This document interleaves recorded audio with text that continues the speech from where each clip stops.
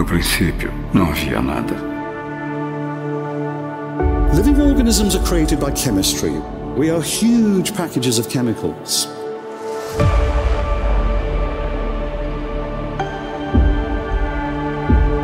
It is highly probable that there are such intelligent forms of life in other galaxies.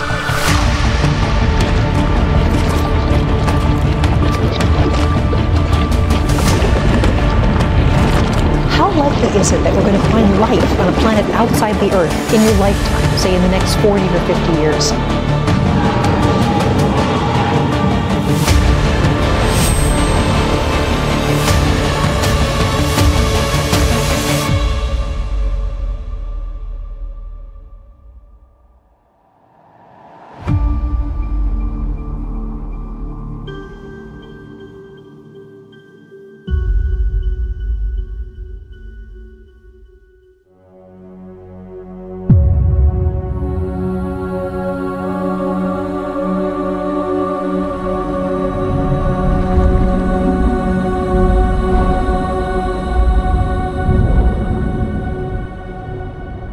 Em todos os tempos, em todos os mundos, em todas as galáxias. Quais civilizações ergueram os olhos para o céu noturno? Quantos se perguntaram o mesmo que nós perguntamos hoje? Estamos sozinhos? Será a Terra o único capítulo na vasta história da vida? As respostas estão escondidas em algum ponto distante do espaço e também do tempo. Agora, pela primeira vez, a verdade pode estar finalmente ao nosso alcance.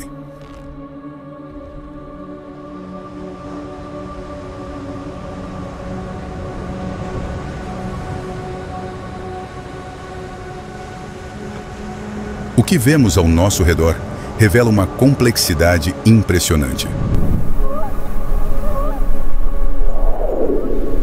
Como é possível que algo tão intrincado surja do nada? O que é necessário para criar vida? A vida não é mágica, ela nasce da química. Cada organismo, cada ser vivo é um conjunto magnífico de reações químicas. Somos, essencialmente, imensos pacotes de elementos em harmonia, dançando na sinfonia do universo. A humanidade aprendeu a dominar a terra, os mares e os céus. Erguemos monumentos que desafiaram o tempo. Construímos máquinas que transformaram o mundo e criamos a ciência que revelou os segredos do universo. Mas, acima de tudo, descobrimos que nossa maior força sempre foi a curiosidade, a chama que nos impulsiona a ir além. A complexidade necessária para criar vida é algo incrível, mas como a primeira centelha pode surgir? As respostas começam agora.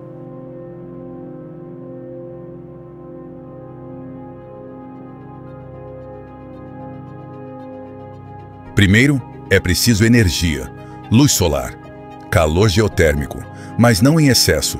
O que importa é a quantidade certa. E os planetas a produzem na medida porque orbitam perto das estrelas, mas não perto demais. Também precisa de algo essencial, uma grande diversidade de elementos químicos, os blocos fundamentais da própria vida: oxigênio, carbono, enxofre. Esses elementos são parte da receita da vida. Mas ainda falta algo essencial: os líquidos, como a água. Por quê? Nos gases, os átomos passam uns pelos outros tão rápido que não conseguem se ligar. Nos sólidos, ficam presos, imóveis, incapazes de se mover. Mas nos líquidos, tudo muda. Os átomos podem deslizar, cruzar, abraçar-se. E nesse movimento, se conectam para formar moléculas. É no estado líquido que a vida encontra seu palco. So DNA contains information about how to make living organisms. And DNA also copies itself. For most of that time of life on Earth, living organisms have been relatively simple, single cells, but they had great diversity and inside great complexity. Then from about 600 to 800 million years ago, multi-celled organisms appear. You get fungi, you get fish, you get plants, you get amphibia, you get reptiles, and then of course you get the dinosaurs.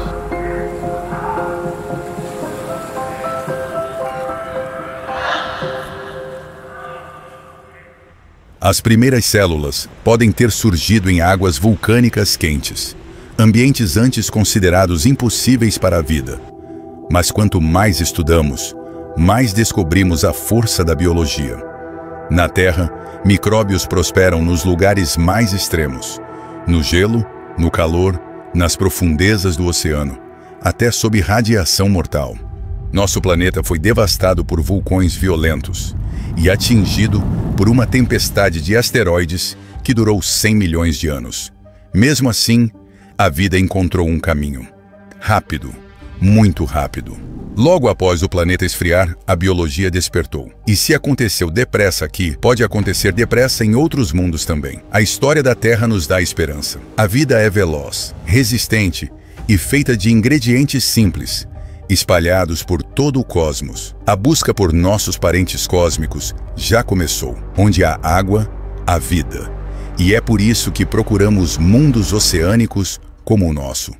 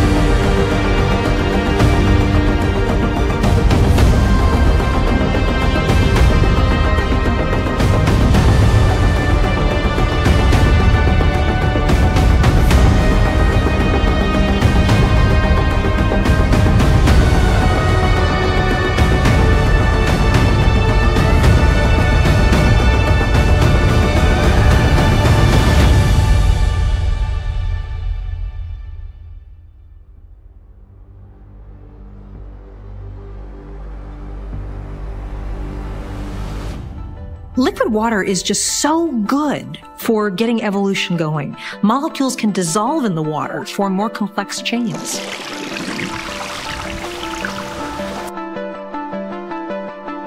Now, where do you find such Goldilocks conditions? Well, planets are great.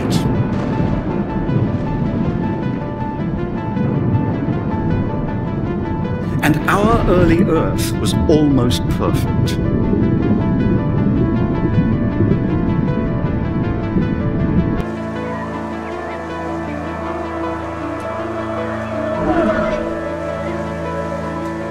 Mas como criaturas primitivas poderiam um dia despertar para uma nova raça de inteligência?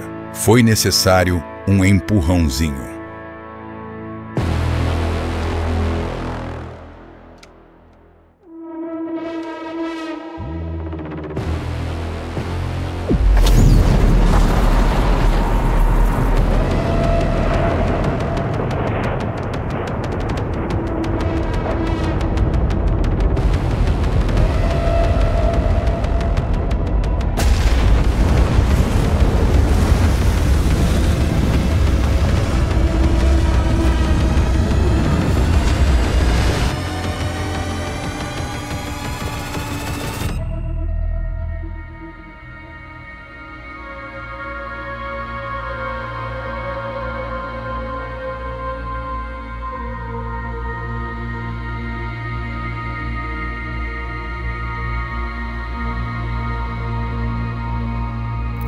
Há milhares de anos, uma faísca mudou o destino da vida na Terra. O fogo, aceso pelas mãos de criaturas curiosas, iluminou mais do que cavernas. Acendeu a chama da consciência. Desde então, a humanidade vem travando a mesma batalha. aprender a dominar, compreender e equilibrar a energia do seu mundo. O astrofísico russo Nikolai Kardashev foi o primeiro a traduzir essa jornada em uma escala cósmica, uma forma de medir o avanço de uma civilização não pelo tempo ou pela tecnologia, mas pela quantidade de energia que ela é capaz de controlar. Segundo Kardashev, existem 3 degraus principais. Tipo 1, uma civilização que domina toda a energia disponível em seu planeta. Tipo 2, uma civilização que controla a energia de sua estrela. Tipo 3, uma civilização que utiliza o poder de toda uma galáxia. Hoje, estamos entre o 0 e o 1. A humanidade é uma espécie em transição, ainda dependente da Terra, mas já capaz de moldar o próprio destino. Essa é a nossa história. A longa caminhada rumo ao primeiro degrau da escala de Kardashev.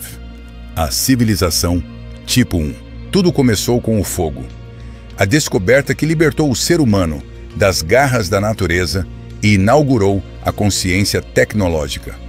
O fogo trouxe calor, proteção e alimento, mas acima de tudo, trouxe controle.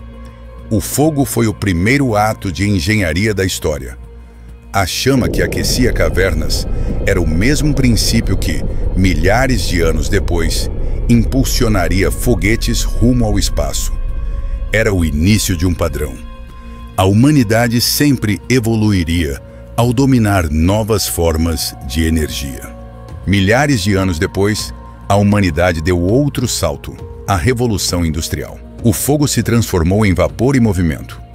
O carvão alimentava locomotivas, fábricas e navios. Pela primeira vez, o trabalho deixou de depender do músculo humano e passou a depender de motores. Mas esse avanço teve um preço. A civilização passou a queimar o próprio futuro, poluindo o ar e os oceanos. Foi o início da era do poder e do desequilíbrio. Ainda assim, esse foi um passo inevitável. No final do século XIX, uma nova revolução iluminou o mundo, a eletricidade. A luz elétrica afastou as trevas. Linhas de transmissão cruzaram continentes, conectando cidades e economias. O planeta começava a pulsar como um único organismo. Nikola Tesla sonhava com um mundo onde a energia seria transmitida sem fios, compartilhada livremente entre todos. Um sonho visionário, o primeiro vislumbre de uma civilização planetária.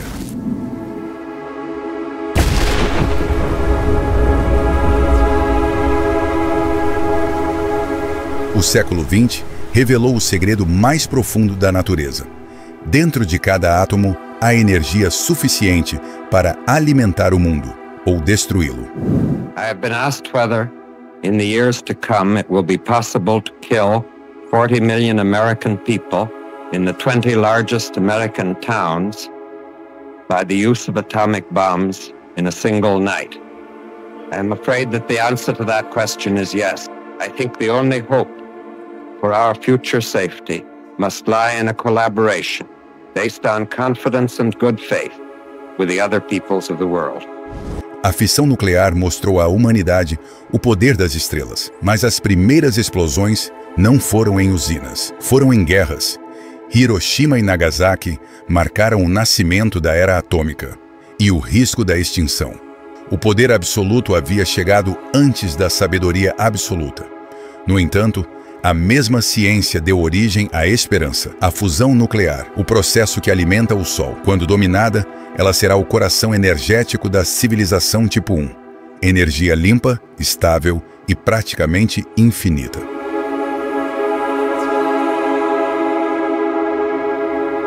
Em um ponto remoto da galáxia, uma espécie deixou de ser um conjunto de indivíduos. Ela se tornou o próprio planeta. Milênios antes, esse mundo era caótico.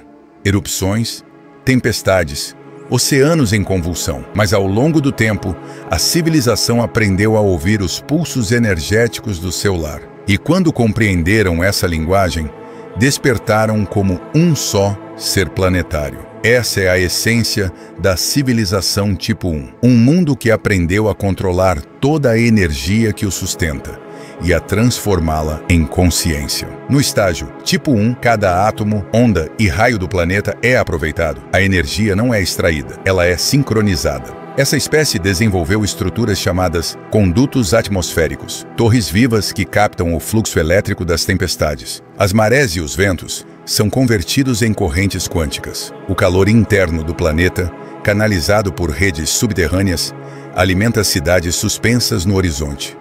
Acima, uma constelação de espelhos orbitais reflete a luz estelar com precisão matemática, criando um campo energético total que circunda o planeta, uma cúpula luminosa e viva. Toda civilização tipo 1 chega ao mesmo ponto. Quando o domínio planetário se completa, o fluxo energético do mundo atinge sua saturação. A estrela ainda brilha acima, inatingida, oferecendo bilhões de vezes mais energia do que o planeta pode conter. E então surge o dilema: permanecer em equilíbrio ou expandir-se? O equilíbrio é perfeição, mas a perfeição é estática. Para continuar existindo, a civilização deve romper seus limites naturais. Deve se tornar tipo 2, estendendo sua consciência para o espaço, envolvendo sua estrela e transformando luz em poder cósmico. Mas o tipo 1 é o passo crucial. É o ponto em que uma espécie se torna o próprio planeta.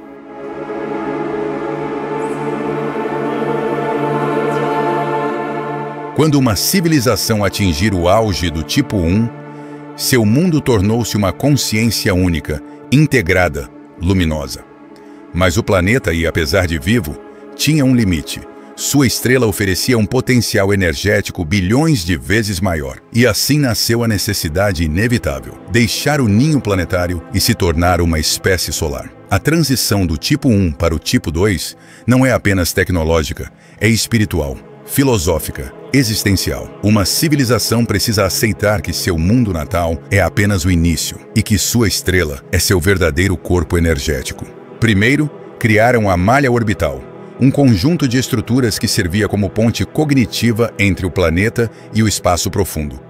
Depois, estabeleceram cidades orbitais, colônias em luas e habitats suspensos entre magnetosferas. Essas expansões não eram colônias individuais, eram extensões da mente coletiva. Cada posto orbital funcionava como um neurônio flutuando no vazio. A rede começou a crescer, e o planeta deixou de ser o centro. A estrela passou a ser o coração da nova consciência. Os alienígenas desenvolveram engenharia fotobiológica, estruturas que crescem em radiação extrema, organismos metálicos que se alimentam de plasma, cristais inteligentes capazes de reter frequências solares, máquinas que usam neutrinos como linguagem operacional. A fronteira entre vida e estrela desapareceu. A espécie tornou-se heliosimbiótica. Eles compreendem a estrela não apenas como fonte de energia, mas como parceira evolutiva. Com energia estelar praticamente infinita, essa civilização finalmente quebra todas as fronteiras. A civilização desenvolve naves totalmente movidas por fusão, usando uma energia tão poderosa que permite viagens próximas à velocidade da luz. Mas mesmo a energia de uma estrela tem fim. E quando uma civilização consome a totalidade de sua estrela, ela desperta para a próxima fronteira, as estrelas vizinhas. Para se tornar tipo 3, será necessário envolver toda a galáxia em sua rede energética. Mas para isso, a civilização deverá abandonar o conforto de seu sol natal.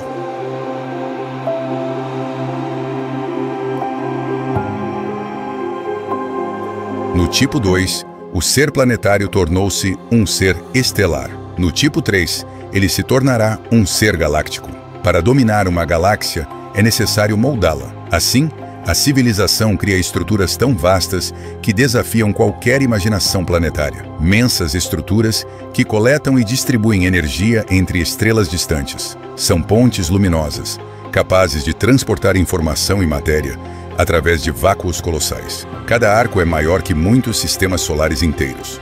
Com bilhões de estrelas sob sua influência, com túneis entre sistemas espalhados como nervos, com matéria escura moldada como ossatura galáctica, com buracos negros como centros de cálculo, a civilização alcança o ponto onde a galáxia é um corpo. E então, surge a pergunta inevitável: o que existe além de uma mente galáctica? Bom, A verdade é que jamais saberemos. Se realmente existir algum tipo de ser fora do nosso campo de visão, eles provavelmente já sabem sobre nós, ou simplesmente preferem não nos descobrir. Isso porque pode existir medo na busca por novas formas de vida.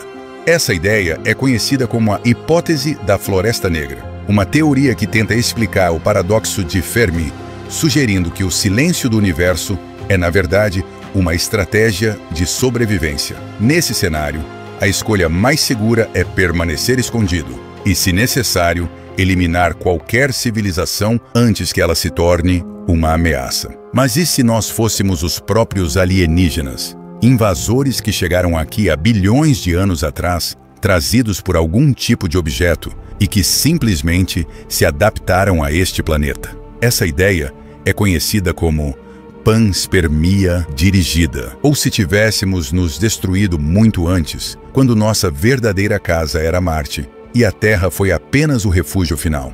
Essa é outra hipótese poderosa chamada o Grande Filtro. Ela sugere que, em algum ponto da evolução, existe um obstáculo quase impossível de superar. Pode estar no surgimento da vida, no desenvolvimento da inteligência ou no momento em que uma civilização alcança tecnologia avançada. A maioria não passa, desaparece antes de explorar as estrelas. E a grande pergunta permanece: nós já superamos esse filtro? Ou ainda estamos prestes a enfrentá-lo? Estamos vendo a evolução humana acontecer diante dos nossos olhos. Décadas atrás, ninguém imaginava que a inteligência artificial existiria da forma que existe hoje. E ainda assim, aqui estamos. A humanidade avança a cada ano. Tantas teorias sobre a vida neste planeta e tantas outras ainda esperando para serem descobertas. Ainda temos muito conhecimento pela frente.